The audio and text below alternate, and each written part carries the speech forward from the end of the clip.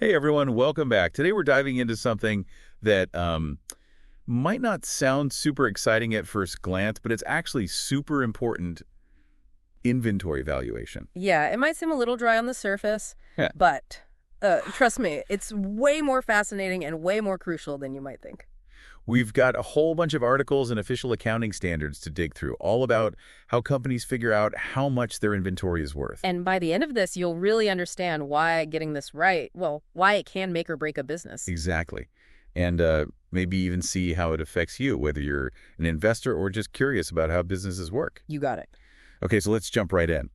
This PDF, 03.03 valuation.pdf, really emphasizes how critical it is to value inventory accurately. It's a foundation for, well, pretty much everything. Their financial statements, how they operate day to day. It determines the actual economic value of all the stuff they have sitting around. Exactly. Like imagine trying to sell your car, but you have no idea what it's actually worth. Total chaos. Yeah, total chaos. And it's the same for businesses. And the PDF mentions this impacts like calculating their cost of goods sold, figuring out their profitability, even staying on the right side of regulations. Now, this is where it gets interesting for anyone listening, okay? It doesn't matter if you're an entrepreneur, an investor, or just, interested in understanding businesses. Knowing how a company values its inventory gives you a peek behind the curtain. Like, you get to see how healthy they really are financially. It's not just about numbers on a balance sheet, It shows how well they're managing their resources. So are they making smart choices about pricing, production, even their future investments? All of that. Okay, so let's unpack how they actually do this. This section, componentes clave de un sistema de valoración de inventario,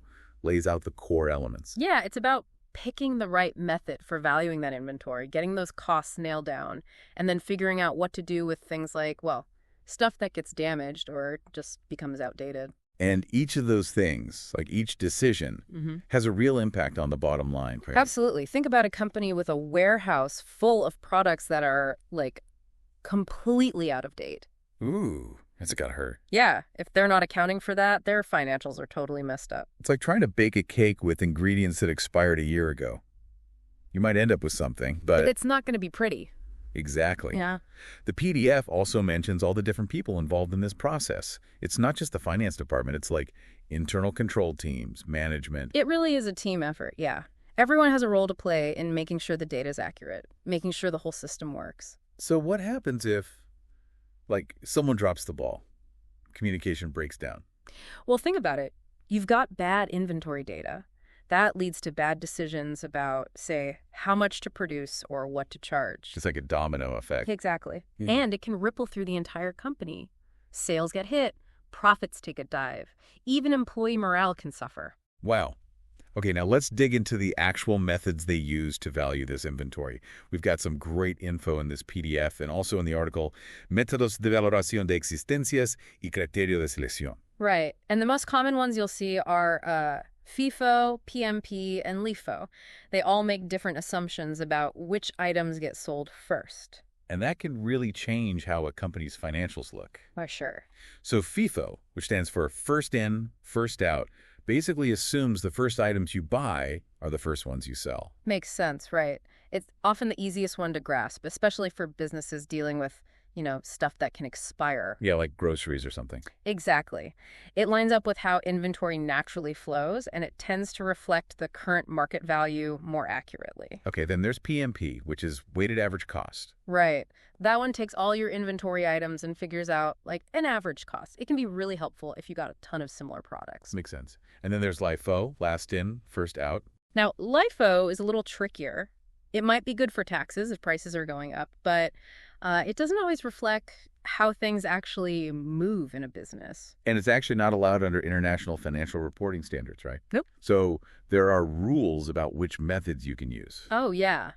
Accounting standards, like the ones we're looking at, keep things consistent and transparent. It's so everyone's speaking the same language. So those numbers we see on the financial statements, they're actually showing what's really happening in the business. Exactly. And those numbers, well, they have a big impact. They affect a company's ability to get loans, attract investors, and even make strategic decisions. So it's not just about inventory. It's about, the whole future of the business. Exactly.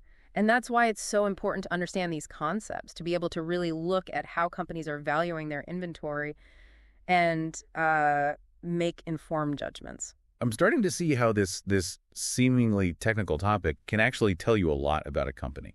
Absolutely. And in the next part of our deep dive, we'll take a look at some real-world examples of how these concepts actually play out and what can go wrong when things aren't done right. Welcome back. So, we've been talking about why it's so important to get this inventory valuation right. Now let's flip the script. What happens when it goes wrong? Yeah, what are the risks? We talked about how it affects a company's financials, but I feel like it goes deeper than that, right? Oh, yeah. Inaccurate inventory valuation, it can mess with everything. Profits, reputation, even legal stuff. So let's get specific. What are some of the real-world consequences? Well, one of the biggest is obviously the impact on their financial statements. If inventory is overstated, the company might look way more profitable than it really is. Kind of like inflating a balloon, right? Yeah. It looks impressive until it pops. Exactly. And when that happens, investors lose confidence, their reputation takes a hit. You could even end up in court. Okay, so that's overstating inventory. What about the opposite? Understating it, does that cause problems too? Yeah, absolutely. You could end up with artificially low profits that can impact your taxes, make it harder to get loans, even scare away investors. So it's a lose-lose situation. Overstate it, understate it, it's all bad news. Basically, yeah. Okay, let's paint a picture. What's an example of how this might play out? Okay, imagine a company that's still using manual inventory tracking. Right. Pen and paper, spreadsheets. Yeah, ripe for human error. Totally. And even small mistakes can add up fast, especially if you've got a lot of inventory complex stuff. And if those errors lead to an overstatement, they might order way too much, right? Exactly. They end up with all this excess inventory, stuff that could become obsolete, get damaged. Like going to the grocery store when you're starving. You buy way more than you need, and then half of it goes bad. Perfect analogy. And in a business, that's not just wasted food, it's wasted money, lost opportunities. Speaking of things going bad, let's talk about obsolescence. I feel like this is a big one for industries where, technology or trends change really fast. Huge risk, especially for companies selling stuff with a short shelf life.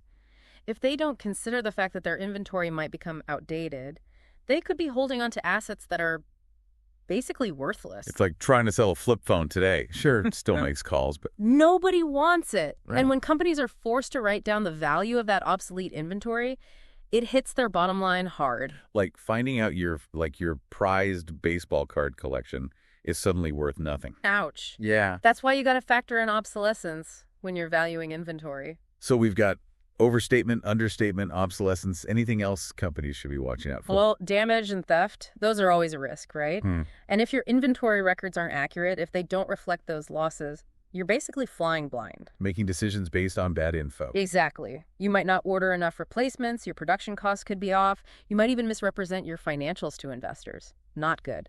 Not good at all. Okay, let's shift gears a bit. Let's talk about accounting standards. We've got a couple of articles here. Existencias. ¿Cuáles son los métodos de valoración? In supercontable.com, Norma Valorasi, 10 pages, Plan General Contabilidad, Existencias, that talk specifically about the Spanish accounting landscape. Right. So the Spanish General Accounting Plan, the PGC, lays out some pretty specific rules. So companies can't just pick and choose whatever method they like. Yup. They got to follow the rules. It's about keeping things transparent, consistent, making sure everyone's playing fair. And those rules protect investors, make sure the markets are functioning properly. Exactly. Failure to comply. Well, you could face fines, lawsuits, damage to your reputation. Not worth it. It's like playing a game where everyone knows the rules, keeps things fair and square. Precisely. And when it comes to inventory valuation, those rules are there to make sure businesses are doing things the right way. Okay, so we've seen how important it is to get inventory valuation right. And what can happen when things go wrong. Now, let's get practical. What are some things companies can do to, avoid these pitfalls? Well, first things first, invest in a good inventory management system. Ditch the spreadsheets.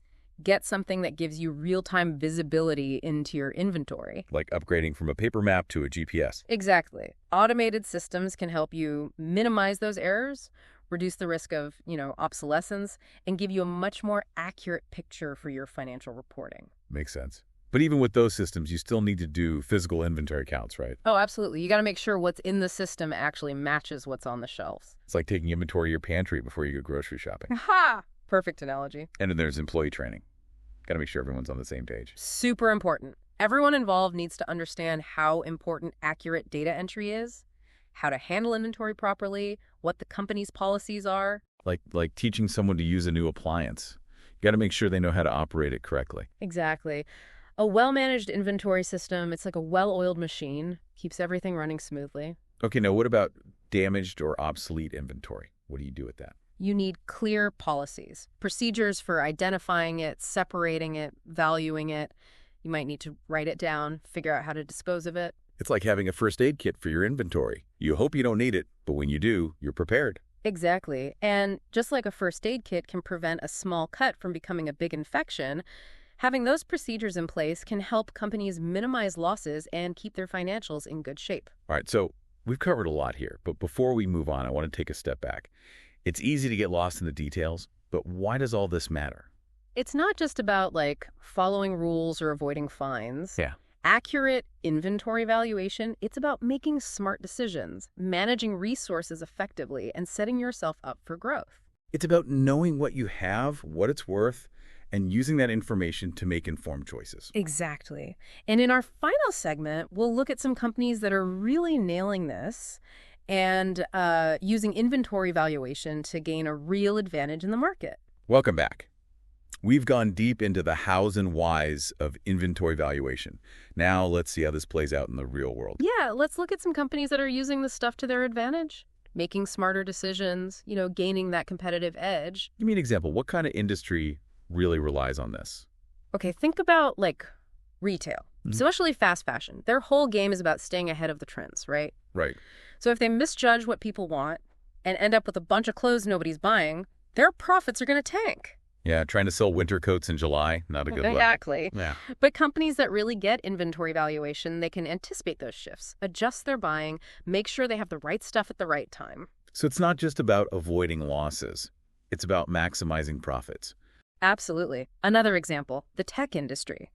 Companies making smartphones, laptops, all that. Oh, yeah. Components can become obsolete so fast, if they don't factor that in, they're in big trouble. Like building a computer with parts that are like 5 years old. Exactly.